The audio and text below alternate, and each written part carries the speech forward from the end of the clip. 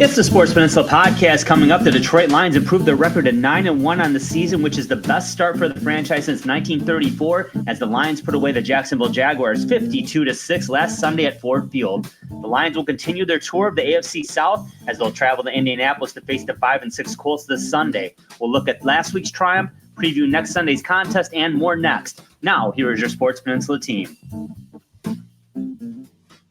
Welcome, everybody, to the Sports Peninsula podcast. My name is Dave Jasinski Drew. We're talking Lions football today on November 21st, Thursday, and I'm talking Lions football with Coach Andy Shield of the Marine City Mariners. Coach, I should rephrase that, of the regional champion, Division 6 champion, Marine City Mariners. Congratulations. Yeah, thank you very much, Drew. For the ninth time in school history, we have won a regional championship. The Mariners are in the Final Four of Division 6, which we've really had a span of a lot of different times in Marine City High School in regards to enrollment. We've won Class B regional championships. We've won Division 3 regional championships. We've won Division 4 regional championships. We've won Division 5 regional championships, and now Division 6 regional championships. So we're going, and we're declining enrollment in old MC, but some things are staying consistent, and I'm very, very lucky to be part of that organization. I'm a small piece to that puzzle, and to all those great coaches and players and their parents and the supporters of that program, and all the past coaches, and some of which still have great influence. And all the support that everybody that really has ever been part of Marine City football, always kind of remains. And, there's an old saying, that, Coach Glodich, really, really resonated in 2013. And it's a big part of the book, Run of the River, and really something that should not be undersold. Could use it this week, honestly, and it's team over talent. And, when you can be part of a great team, it really requires less of you as an individual and more of your effort. And, the harder part of that is swallowing pride and sometimes understanding you may not get the pat on the back. It may go to somewhere else. It may go elsewhere in another direction. But you do need to always understand that the strength of you is the team. The strength of the team is you. And team over talent, baby. And that's what's going to happen at Novi High School, 1 p.m. this Saturday, November the 23rd, when we take on the Jackson Lumen Christi Titans in the Division 6 state semifinal. Winner gets a chance to play Black Friday, 4:30 in Ford Field, and on FanDuel Sports Network. Wow, that is awesome. So they've already slotted the times for the state championship. Yeah, we know them. Last year they moved the tournament to Saturday, Sunday, because the Big Ten hosted that blackout game, that Black Friday game between Penn State and Michigan State. That's not taking place this year, fortunately, because really, traditionally it's been Friday, Saturday for the Michigan State championship games. So, it goes it'll go D8, D2, D6, D4 on Friday night, and D7, D1, D5, D3 on Saturday. It's awesome. It's a great weekend. Hopefully you and the Marine City Mariners are involved in that one too. But good luck this weekend for sure, Coach. Thank you so much. Yeah. Let's talk about another hot team that we like to talk about. How about we talk about the Detroit Lions? Folks, I keep crossing out the dates there. They had their best start since 56. Now, and then it was 54. Well, now we got to go back to 1934. And, Coach, I believe that's the year the Portsmouth Spartans moved to Detroit to become the Detroit Lions. That's their best start, 9-1 in the team's history, folks. And this was the worst defeat the Jacksonville Jaguars had suffered since 1995 when they lost 44-0 to, you guessed it, the Detroit Lions. That was a great offense. The Great Lakes offense. That's right. That was part of that 7-0 run, I believe, to end that season. And to date, that was the last time the Lions had a team that had serious Super Bowl talk around them going into the playoffs. I don't want to talk about what happened to that team in the playoffs in that year because I think I turned the TV off at halftime, Coach. It was not a good situation at all. And this year's going to be very different. But let's talk about the start. 9-1. I mean, we saw the 92 team, or excuse me, 91 team go 6-2. You know, last year we had a great start. I believe they were 6-2 as well, but 9-1. I didn't see that. I saw this team having a very good record, and I picked them to go to the Super Bowl and win it, but I didn't expect 9-1. Coach, talk about that. Well, you know, it's been remarkable. I mean, I think people were really, really looking at the beginning of the year, and the eyes were kind of wide and wanted to see how this team was going to be just, you know, this what they are. I mean, which has been just absolutely dominant. But at first, it didn't kind of show itself. We kind of had to battle through a weird second half and beat LA in overtime. Yeah. And then the next week we came in and our offense just didn't quite seem to be on schedule, and we lost to Tampa. And, you know, there wasn't any concern, but, you know, just who are we here with the Lions? Well, I mean, it's really rendered itself to be quite the product, because it's the same as it ever was. It looks like the 2023 Detroit Lions, but just new and improved, a little deeper, a little bit more, you know, just even more seasoned than they were the prior year. You've had different players kind of elevate themselves in different areas. We have a much stronger secondary than we did in 2023. Oh, yeah. And the defense as a whole has grown. For a little chunk of the season now, we have been minus a phenomenal player on our defense, perhaps our best defensive player. I mean, I do think that's a debatable question. And that's not to take anything away from the great Aiden Hutchinson, because we know we're a much, much better football team. He's a cornerstone piece of who we are. But he's not playing right now and hasn't played for quite some time. And have we lost a game since Aiden Hutchinson has gone down by injury? No, we haven't. I think we're up now from points for to points against, well over 100 since. So that means, folks, we've been winning game. If it were playing one game continuously since Aiden Hutchinson's been hurt, we're winning by over 100. That's after he's been hurt. We're doing real well right now. And this team is definitely sight unsound, the deepest, strongest, hungriest, toughest, most united Detroit Lions football team I have ever seen. Yeah, I don't think it's even close. There's not a weak link on this team. And we love those 90s teams. Oh, yeah. I mean, that was our era, really. You know, our height, you know, we were just barely in the 90s when we were still in high school. I mean, it was our formative young adult years was the 90s. And we had great football teams, and we had a lot of expectations, and we won some NFC Norths and some NFC Centrals. And you know, those were great. They're nothing even close. Nothing even close to what we've got now. And I think most fans are understanding now why draft picks are not throwaway toys or caveats in deals. This team, we're not even having this conversation right now, if not for the depth of this team, which was built through the draft by Brad Holmes and his team. But there's no doubt. And that's what's very different about this team, because even those teams in the 90s, we talk about, Coach, yeah, of course they built some through the draft. They made splashier signings in free agency, and they never had the depth. There was always, and I mean, even that, well, if you think about it, even in 93 when Barry Sanders went down, you know, who would have thought Eric Lynch and Derek Moore, you know, Grand Valley State. Yeah, but 100-yard games for each of those backs during Sanders' absence. In the last 5 games of that season, they won that NFC championship, and that was the last one they had until last year when they finally won the North again.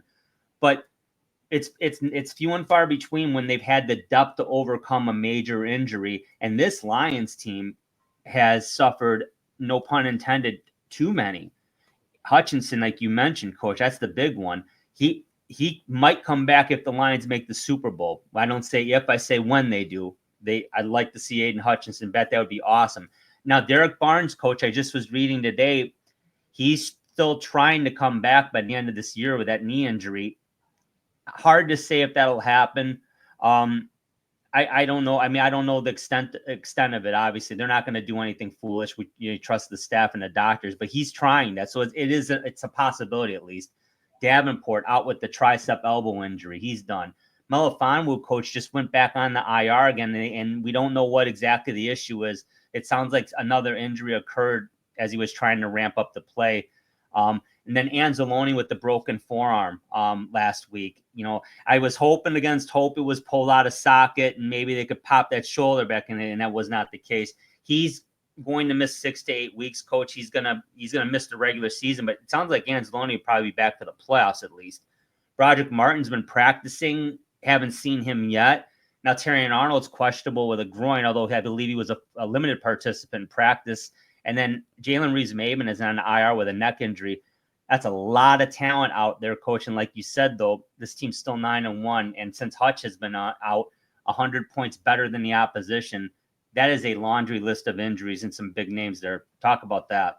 Yeah. And this is football. This is football. At every level, whether you're talking about youth football, whether you're talking about high school football, whether you're talking about college football, professional football, it is truly a team game, and the best teams have developed layers of players that can contribute, and it's just what you have to do. It's a paramilitary exercise in many ways. Football is to depend on one defensive end or one linebacker or one offensive lineman or one wide receiver.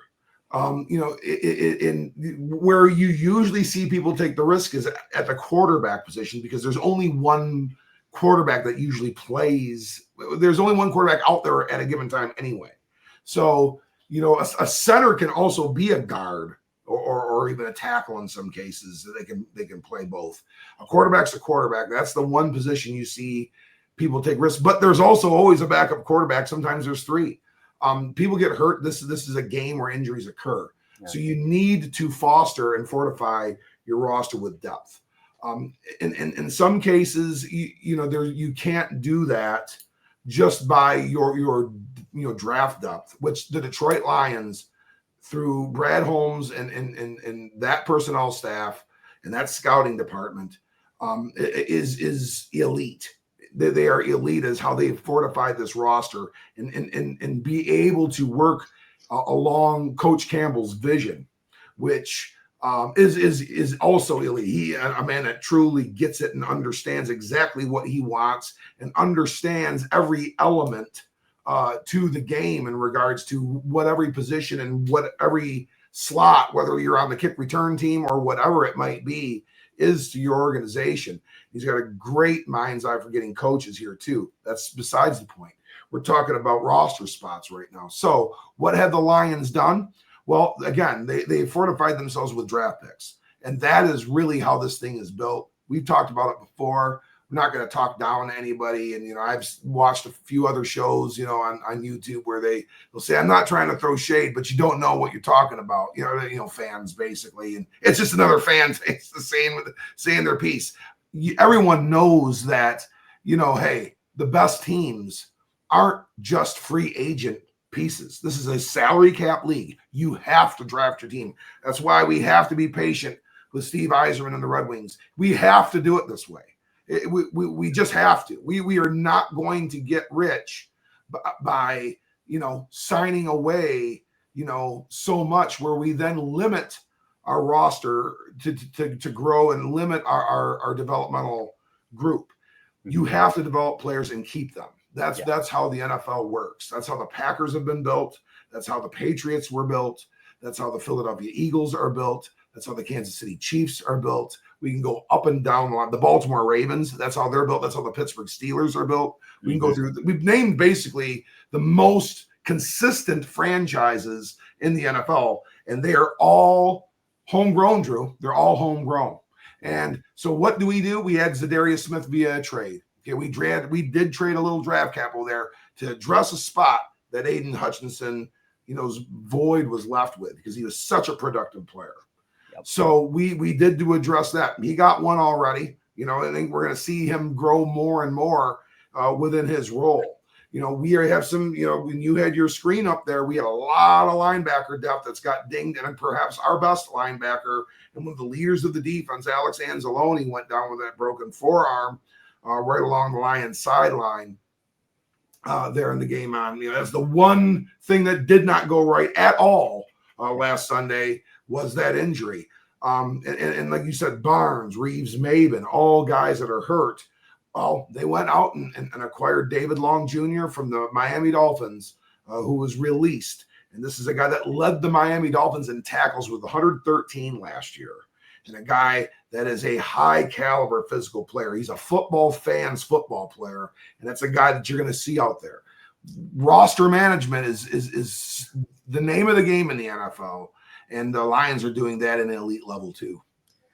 Yeah, and I'm glad you brought up David Long because he's going to help. There's no question. You foresee him really making an obviously not this weekend, but Thanksgiving perhaps even against Chicago next week, right? Yeah, I think to be fair to David Long, because there is going to have to be some concepts that he has to acquire, and hey, there's got to be a little bit of a transition when you're going from one city to another. Your workouts and those kinds of things are limited a little bit.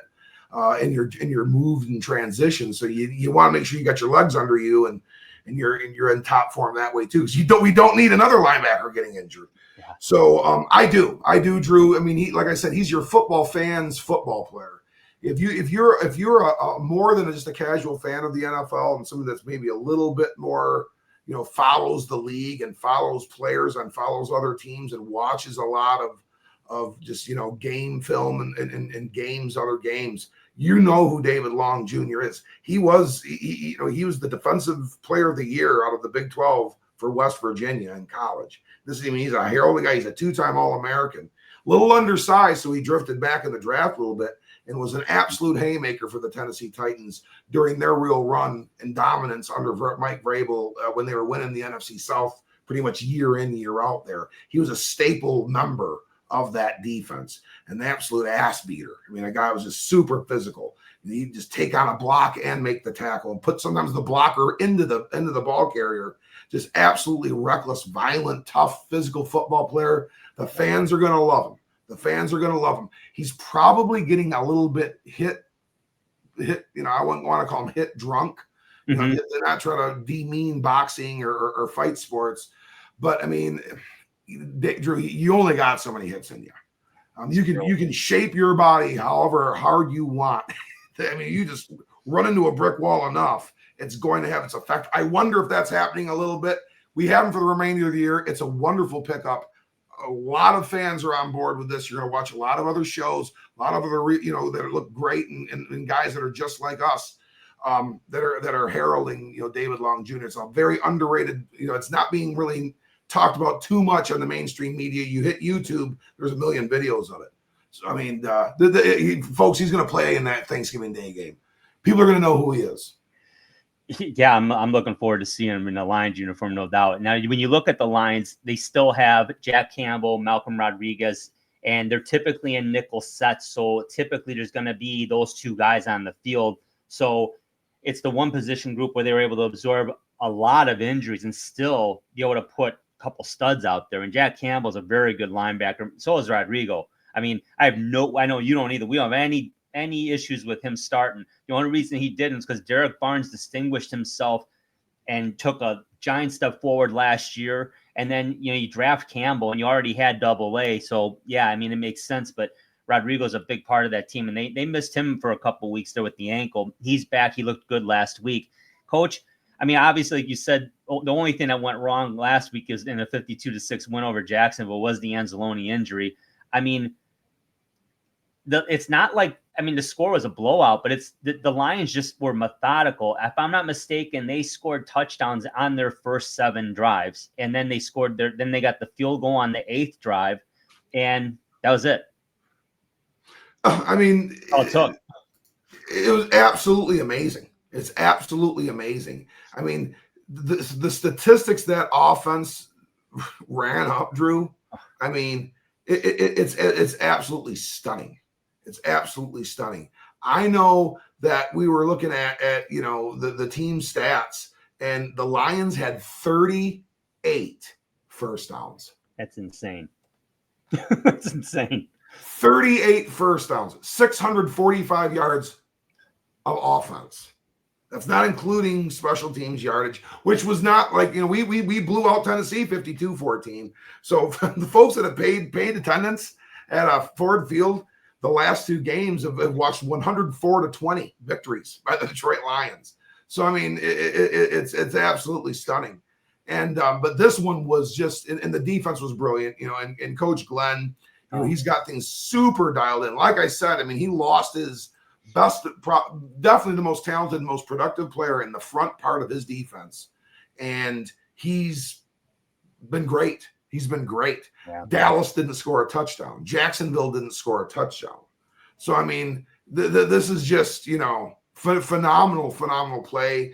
And it goes right from the coaching staff right down through the players, with the defense. But getting back to the offense, Drew, I mean, I got 645 yards and 38 first downs for you. What did you see out of that offense that just made, in all facets, you handle them all, whether in the run game and in the pass receiving game, what you're seeing and what you thought? Well, once again, efficiency. Jared Goff had fewer incompletions than they had touchdowns again. Now that was coming off, but let's call it a rough statistic. Oh, 5 interceptions is not good. No, it's not good. I mean, if ever there was an asterisk next to a number, that would be 1, but still it wasn't good. And it's yet, like a starting pitcher giving up 6 earned runs. Yeah, exactly. But sometimes they're either, and maybe not all your fault, but like. Yeah, but then you'll see but it's ugly, and it's on your hook. Yeah, it's ugly, but you'll see, hey, no walks, 10 strikeouts, but damn, you give up 6. It happens. 5 interceptions, but yet still 300 yards passing and still a victory and still a couple key touchdowns. This game, no such drama. I mean, and quite frankly, we expected the Lions to win this game pretty handily. We said it'd be lovely if they could sit their stars in the fourth quarter, and they were able to do that for the most part. You can't do that at the start of the third quarter once again. And I don't know why people keep questioning Dan Campbell about that. He even flat out says, what are we supposed to do? We have to play football. If you've been a Lions fan for any amount of time, you know that. I mean, you cannot just assume a game's in the bag at halftime. That no way. And quite frankly, they weren't up enough quite yet to do that. I had no problem with what they did and when they finally made the call. I thought actually they would have sat them a series before on offense, but they didn't, and it's okay. But a big win. The running game, just again efficient. Gibbs and Montgomery they're special running backs. There were no turnovers in this game by the Lions, which is a great thing. Receiving wise, St. Brown that's elite Amon-Ra St. Brown right there. That's big game, couple touchdowns, 140 yards receiving, I believe. JMO, you can see what he can do. I mean, that touchdown was beautiful. 11 for 161, 2 touchdowns. 161, yeah. See, by the way, he was a 4th-round draft pick. He was one of those draft picks that we're talking about. Yes, and and that's also a guy he'll catch, I think, 201 balls off the jugs machine every day after practice, right? Because he knows he's always got to be one better than whoever. He remembers every name of every receiver in order drafted ahead of him. He takes everything he can to use as fuel to motivate himself to be better. And this, weight room warrior.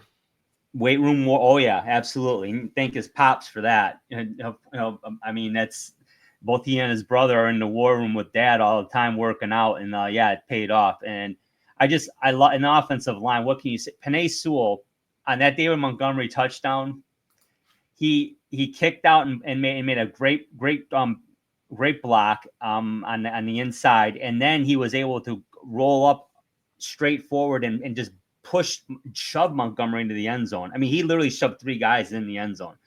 Penei Sewell is an amazing football player. I mean, we were happy he fell to them, and he did fall to them when they got him. I was absolutely when I saw that 4th pick or that 5th pick. Mm-hmm. I think we could redraft 6th. I think we had redrafted. Was it 5th or 6th? We drafted him. 7th actually. 7th. Yeah, we're 7th. When I saw that 6th pick, I mean, this is a Miguel Cabrera, Nicholas Lidstrom type player here. It's the best at his craft and at his spot in the league. He is that is, and I'll debate anybody because, you know, we can carry over the skill position statistics and what they mean and those kinds of things. That's the best player on the Detroit Lions. He's the best. He is player one, is Penei Sewell. His ability, and I don't know if you move him when it's time to say goodbye to Taylor Decker. I don't know. You know, I think the Lions are becoming right-handed. And we have the ability then to do some different things in and out. You know, we can you know, attack on the run from the left a little bit more. You know, we've just his ability to get out in front and screens and flares to his right is amazing. You know, it kind of double sets the pocket, which for a player of Jared Goff's like type, you know, a processing quarterback rather than a play live quarterback that's, you know, Lamar Jackson, you know, moving around, Pat Mahomes type.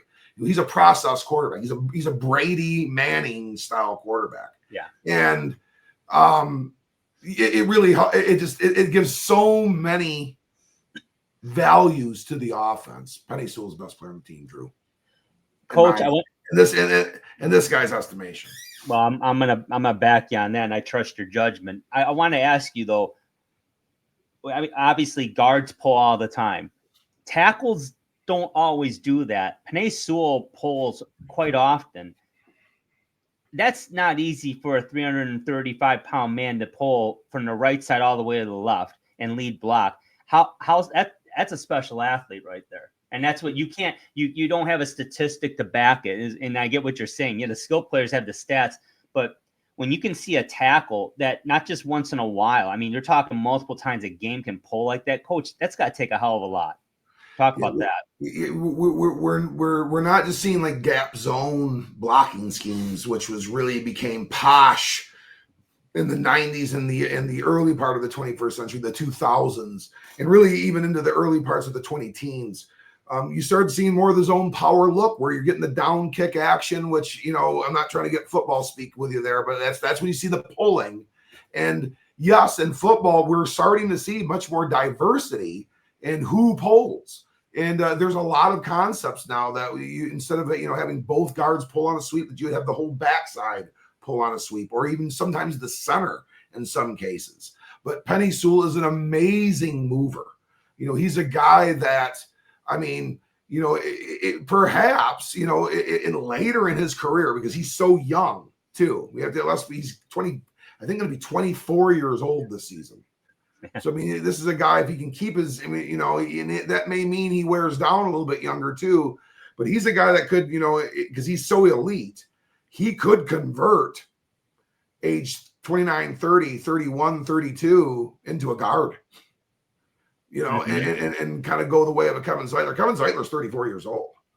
Having a hell of a year, too. You know, and I think Pro Football Focus is one of the best right guards in the game this year. Yes. So, I mean, he once again, and I know we're making this the Penei Sewell love fest here, but it's that unit of Sewell, Zeitler, Ragnow, Graham Glasgow, and then Taylor Decker when he's healthy. And, you know, and Dan Skipper, thanks for filling in, man. You know, you're part of an ass beating on Sunday.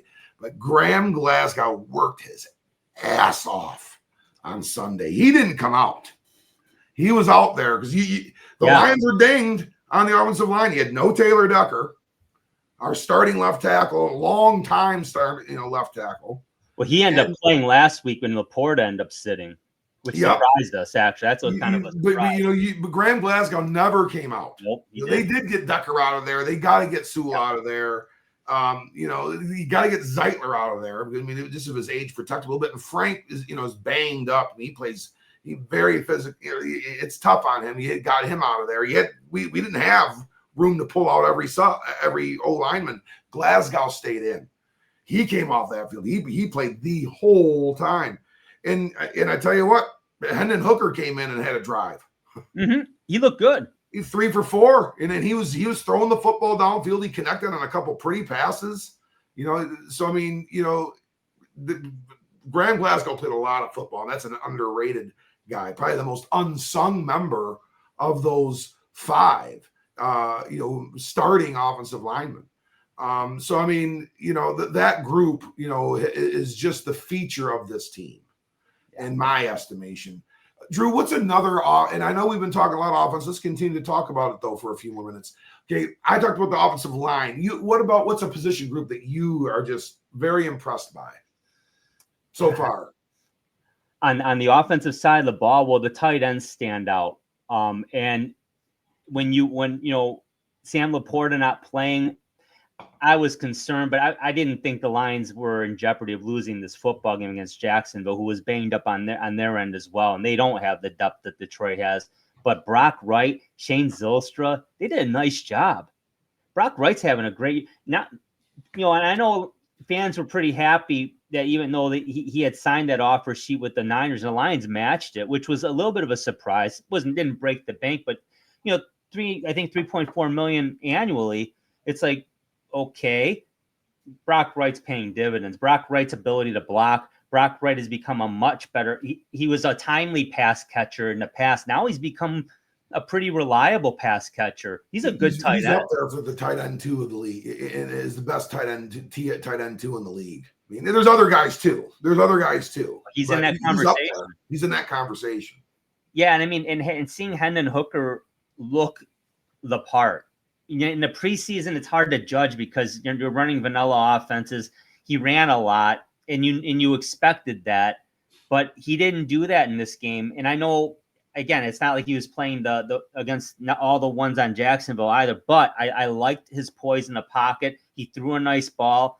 He was on target, like you said. He was 3 for 4 in limited action, but nonetheless, that helps a lot because and even still this year, Jared Goff's the one guy you can ill afford to lose at all. I mean, no knock on Hooker. He doesn't have that seasoning yet, so, but yeah, the tight end position really has impressed me, Coach. And now getting Laporta back, it sounds like he's on track to play this week. So that's a good thing. Yeah, no, absolutely. Absolutely. And I agree with you. I mean, it's an extremely important position group on this team because of how we play and what we do. I think the wide receivers, I think the wide receivers have been fantastic. That it was a position of concern at times last year.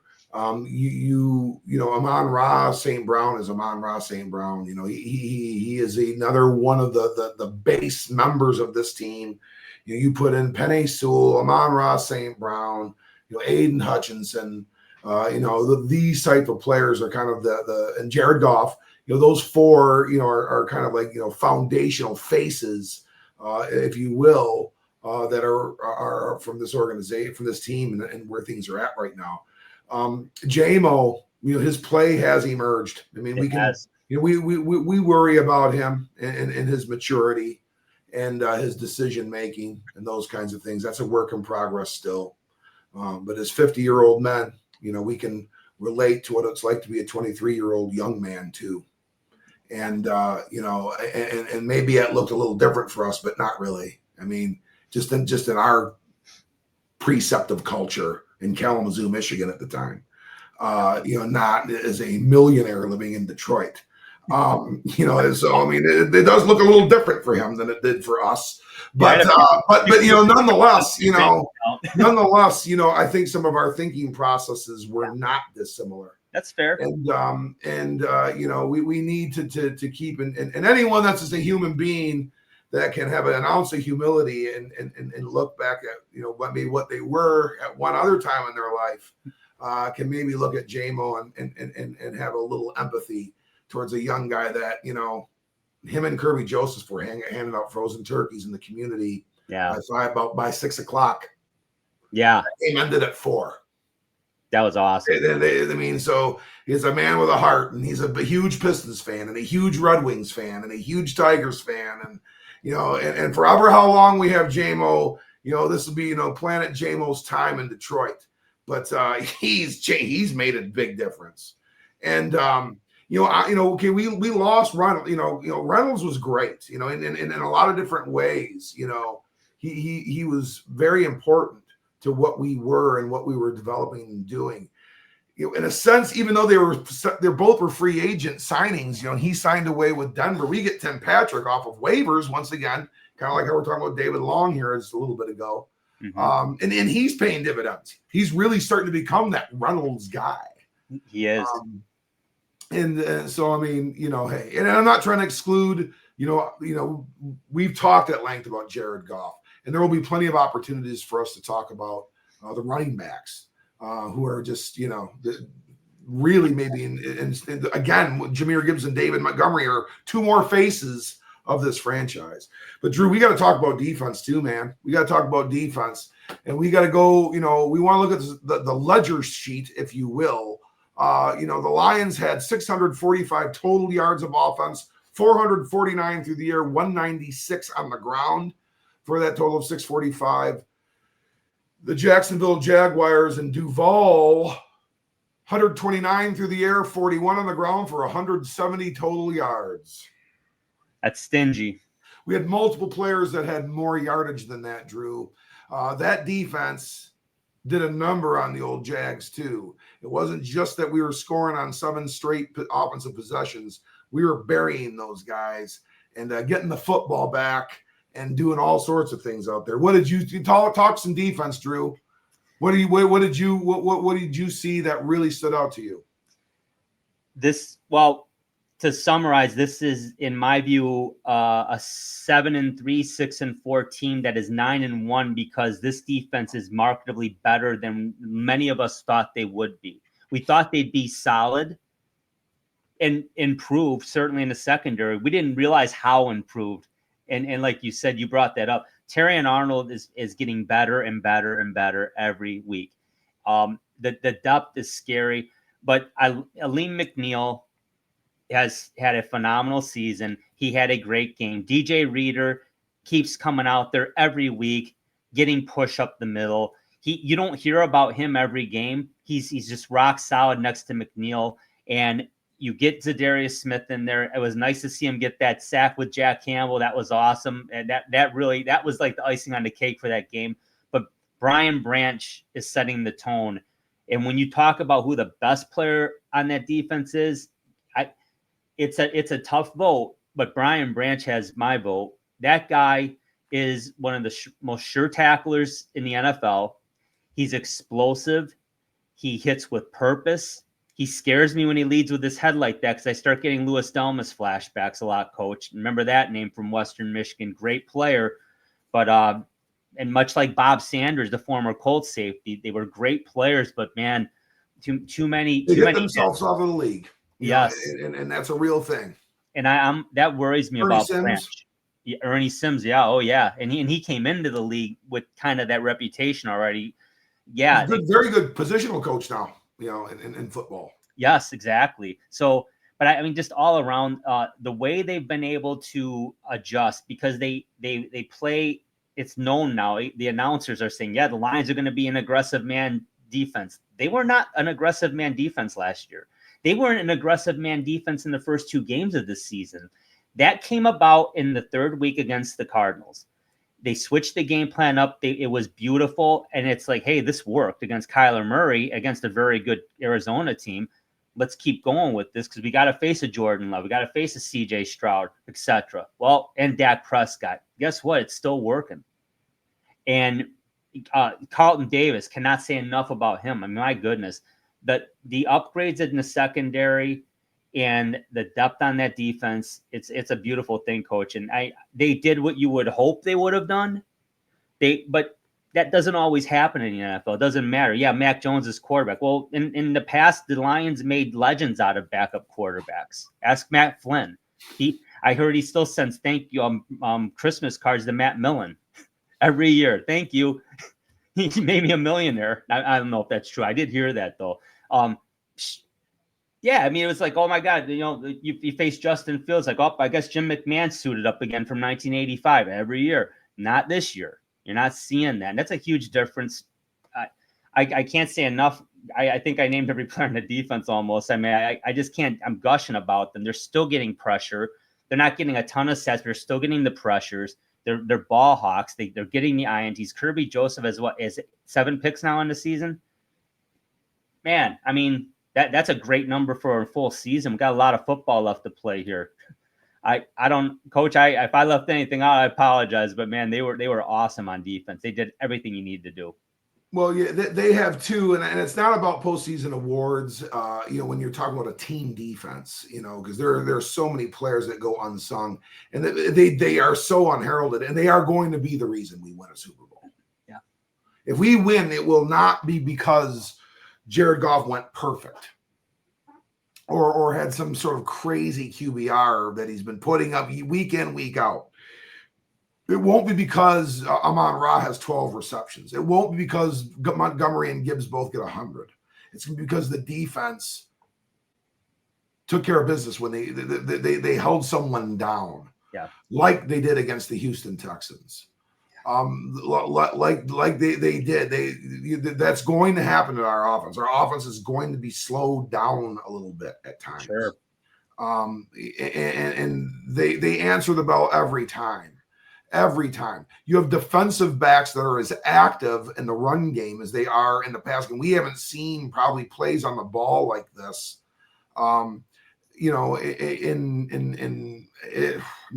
think you have to go back to the early 90s when we were talking with Ray Crockett, William White, the late William White, Benny Blades, Melvin Jenkins. Mm-hmm. You have to almost go back into that era, in my opinion. Okay, I know Dre Bly made some plays and was an all-pro corner here, and some things. Like Louis Delmas was a lot of fun to watch. But I think you have to almost go back to that era to get anything close to what we have right now, and this is elite. I mean, the Lions have had arguably 2 defensive most valuable player candidates. One of them got hurt in Dallas, and he was really surging towards being, that guy. Brian Branch is going to be a considerate. Yeah. He is going to be a considerate. And I think we have the 2 all-pro, not just Pro Bowl safeties. I think we have 2 all-pro safeties right now. Yeah.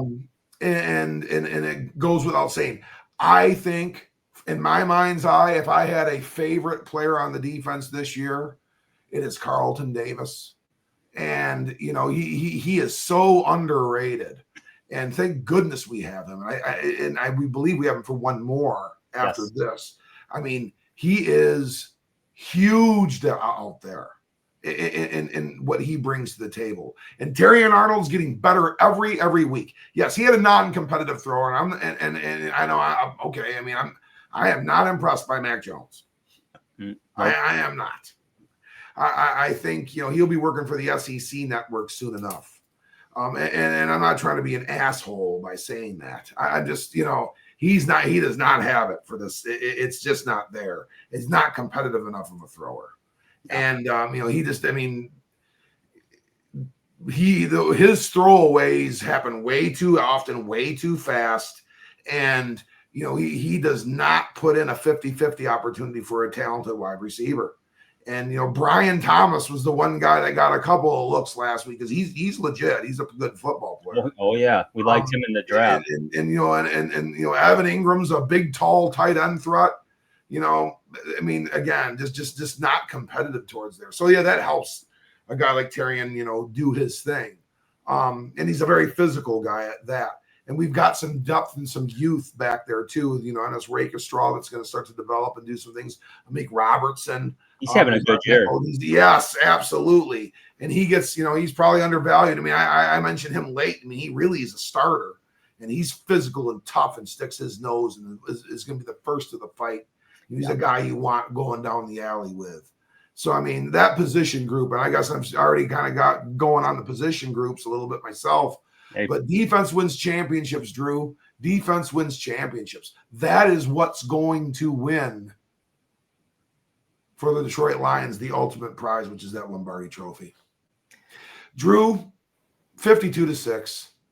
It was a good old-fashioned ass whooping. Yeah, absolutely. But, we were on to yet another AFC South team. And this time we have to go to the house of the NFL Combine. Ooh. Ford Lucas Field Oil South. Stadium, which I heard is in beautiful downtown Indianapolis. Very fun place to visit from what I've been told. It's great, just right down there. It's just awesome. But we got some business. It's a business trip for the Lions. Heading down to take on the 5-6 Colts, Drew. Give us a little preview, my friend. Talk us into this thing. All right. Well, we've talked a lot about the Lion offense. We know what they do. So what are they going to be facing, right? They're going to be facing a familiar face, Kwity Paye. A lot of folks around Ann Arbor and around the Big Ten ought to know that name. He's leading this team with 5.5 sacks this year. DeForest Buckner, another guy on the D line, 3.5 sacks. Grover Stewart and Deo Ajingbo. He has 3 sacks as well. That's their starting front four right there. So their front four is very good in Indy. They get pressure. They're pretty solid against the run. Not great, but they're solid, and they do get some pressure. They've got 8. The thing is with the Colts, and we talked about this off the air a little bit before we started, Coach, and they played their 5-6 Lions are 9-1, so they haven't had their bye week yet. Yet the Lions have outscored them by 100 points this year already. And defensively, they've allowed 83 fewer points than the Colts in one and obviously one less game. So the Colts have been what they are. They're a 500 team. They score a decent amount of points, but they've been giving up a little bit too many. Offensively, we'll get into that, but on the defensive side of the football, they're a tough defense. They're a pretty fast defense. Their DC is Gus Bradley. And that's a good DC. They're an aggressive defense, Coach. And I know you know about him, but I'd like to know your thoughts on how they scheme a little bit and what Detroit's going to have to watch out for. Well, from the defensive perspective, since we've been talking about them for a little bit here, and probably not enough, but what we've got to be able to deal with on defense is another dynamic athlete at quarterback, a dual threat extraordinaire. I think there's a lot of intrigue into Anthony Richardson when he was originally drafted. I think maybe more of the conservative-minded football guys, and I probably fall into this category. Wondered a little bit like, is it a little too much too soon? He wasn't seasoned very much when he was over in Gainesville. He didn't play very long there, and he showed a lot of raw mistakes when he played for the Florida Gators, and a lot of amazing football plays too. Well, he's been much more amazing than he has been cringy for the Indianapolis Colts. He's a fine quarterback.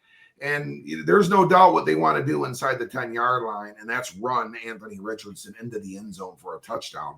And running quarterbacks, I tell you what, in this league, it's tough to just bundle up a quarterback when you can be charged with hitting them late so easily. So that is going to be a pain in the butt for the Lions. They're going to have to defend. It's probably the most mobile quarterback. I mean, we got lucky with Jordan Love. He was dinged up. He was limp. He was limping around and couldn't quite be who he normally is. C.J. Stroud didn't use those elements to his game too much in the Houston game. Probably got to go back to Kyler Murray, to the most probably effective mobile quarterback that the Lions have seen this year in the regular season. And, that is going to be an interesting stop for us. He had a touchdown through the air. I think he was 20 for 30. If I'm not mistaken, he was 20 for 30 for 272 yards and a touchdown, 10 for 32 and 2 touchdowns on the ground. So, he scored 3 touchdowns. He's a touchdown collector for that group. That is something that they're going to have to be taking care of. They take care of business. Jonathan Taylor, we know this is one of the better running backs in the NFL. Quentin Nelson in that group is a offensive line. But the Lions are defending the run something fierce. So, yeah, we're going to have to really defend the run a lot more urgency and a lot more threat, I think, this week than we saw week prior against the Jags. So that right then and there is where I'm going to take things. But, Drew, talk about that Indianapolis defense. You mentioned Kwity Paye a little bit. What do you see as a concern? Are we going to have a hard time? They gave up 91 rush yards, I want to say, to the New York Jets in that 28-27 victory last week. What do you see out of that Indianapolis defense that's got you thinking that we've got to be ready for?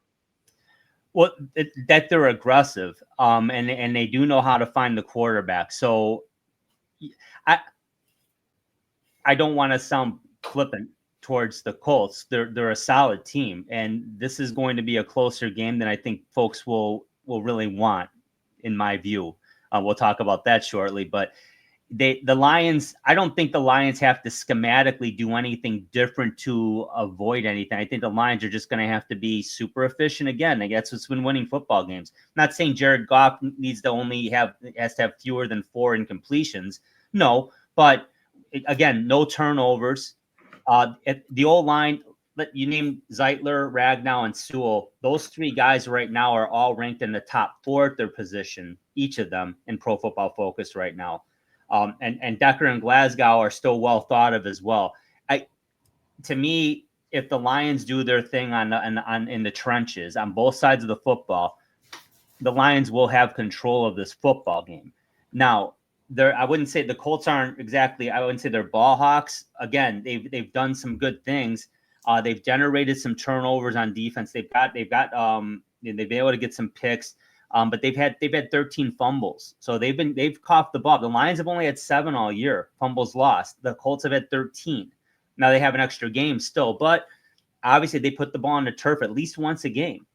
So you're going to get probably a couple turnovers out of the Colts if the Lions can protect the football the way they've typically been able to do. With the 5 of Goff's 9 interceptions on the year came against Houston. So other than the Houston game, he's only thrown 4 interceptions the entire year. And they won that 5 interception game. So it's do what you do best, do it efficiently, win the clock, control the game, time of possession, control the turnover battle. And I think that good things will happen then. It's a solid defensive line coach, but I think our offensive line can handle that. You mentioned, as we get here towards the end, but, just winding things down with this episode, you had mentioned earlier in conversation how close their games have been this year. -1 loss. They lost by 10 to Buffalo, one of the best teams in the league. Yeah. That's in the same mention as the Detroit Lions at the top of the league. They lost to them by 10. Everything else was inside of a score. Talk about that too. Yes, every game's been a single-digit game, win or lose, except for that Buffalo game. Okay. Yeah, and realistically, I mean, they beat Pittsburgh 27-24. That's a 2-loss team on the season right now. They've lost twice to Houston, coached by a combined 5 points. That's a good football team. We know that. And that's a comparative victory. We beat Houston by a razor-thin margin. So. Yeah. That kind of goes to show you the kind of football that the Colts are playing. I 100%. Hey, they went to Lambeau. They lost to Green Bay 16-10. It's a close game. They did lose at Jacksonville. Now, mind you, that was with Trevor Lawrence and Christian Kirk, 37-34. They've had some unrest at quarterback a bit. Joe Flacco came in, and he played pretty well. Richardson's 4-3 on the season as the starter. And obviously, like you talked about, Coach, he's got 274 rushing yards, and he averages almost 5.5 a game. Taylor with the 633 yards. I mean, that's where their bread and butter is. They're going to run the football. But when Flacco was in there, check this out, Coach. Alec Pierce, 590 yards receiving. Josh Downs, 567. Michael Pittman Jr., 412. They're a very solid football team. And that's why they're never out of a football game. But again, they're pesky. But I think what they lack is just another. Richardson needs this season under his belt, and if he can keep improving, they're going to be tough. They're going to be scary next year. Scary good next year. Right now, still a learning curve for the young man, and I think that's going to be a difference. But yeah, they're never out of a football game, Coach. I mean, it's coaching as long as you have. I mean, anytime you can have a game, within single digits, you've got a shot, and they have a shot in every game. Absolutely. And that's kind of where I see it as we say goodbye. The 2024 Detroit Lions say goodbye to the AFC South. This will be our final AFC South opponent for the year. We've gotten them all in this before Thanksgiving. 3 in a row. Yeah, and 3 of them in a row. Which is really, really, really, really odd. But, getting back to it, I think, where do we fall in line in this game? I think they're going to have a little more success scoring the football on us a little bit than maybe we were, or maybe Jacksonville did, or maybe than Tennessee did. I think they're going to get 21 points. That being said, I see another 10-point victory. I see Detroit, doing their thing and processing 4 touchdowns and getting, and Jake Bates knocking one through the uprights. Detroit 31, Indianapolis 21, heading into Thanksgiving for a 10-1 start and the greatest start in NFL and Detroit Lions history. I'm pretty close to where you're at right there, Coach. I had 33-20. That's how I see this one, 33-20. I think it'll be a pretty close game. I see it as being a single score game at the half. But I don't believe the Lions will. They're always going to be in control. But they're only going to be one series ahead. So, again, the turnovers are going to be the key. If they can protect the football the way they've done pretty much all season, realistically, I mean, everything's gone right, with the exception of injuries. But a lot of teams have been decimated by injuries, and they've fallen off the wagon. I mean, Tampa Bay beat Detroit in week 2. They got a rash of injuries. Now they're sub 500. Still a good football team. The Rams were the same thing. They gave Detroit hell in week 1. They got hit with a rash of injuries. They finally got back to 500. The Niners, same thing. It might be a lost year there. I mean, just with the emergence of the Lions and the NFC North, with the Vikes and the Packers still not going anywhere, and then you've got the Philadelphia Eagles, who are an absolute great football team. Oh yeah, they truly are. And they're very, very good, and you have a lot of parity in the NFC West, and the Rams really do seem to kind of be poised to maybe take control of that thing, because they're kind of getting their feet under them, and they are a good football team. Yeah, they're good. This may be a lost year for the Niners. They're phenomenal. But it just the injuries, they just may have gotten too deep and behind things. Yeah, I think that's a fair statement, Coach. No doubt. And they just got McCaffrey back, and then they lost Kittle again, and he might not be back for this game. And they're playing at Lambeau, I believe, this weekend. So that's what a conflicting game if you're a Lions fan. There, I mean, you hate Green Bay, but would you rather the Niners? I'd rather have the Niners win because we want to get that NFC North locked down and. Yeah, and this is why everyone talks about must-win games or games you really got to have, and to make the playoffs, this is not a must-win game for the Lions. But if you want to make the Super Bowl, well, you probably need to win this game because Green Bay's likely going to win that game.